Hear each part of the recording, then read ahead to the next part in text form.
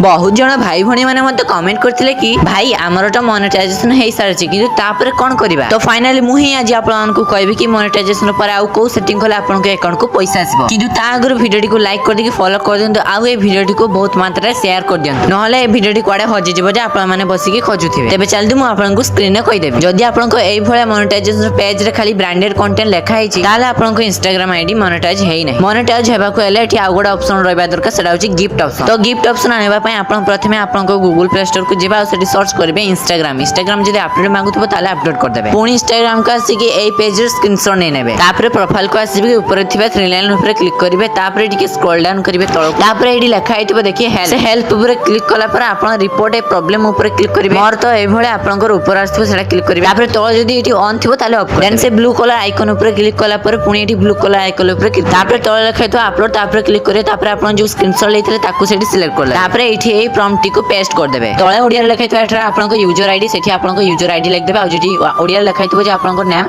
सेठी आपन को निज नाम लिखि देबे। देन ऊपर थिबा सेंड ऊपर क्लिक कर देबे। सप्ताह भीतर आपन को निहाती गिफ्ट ऑप्शन आसी जिवो। जदि आपन को सेही प्रॉम्प्ट दरकार कमेंट कर दियौ प्रॉम्प्ट सीधा आपन को डीएम हे जिवो। रहली जय जगन्नाथ।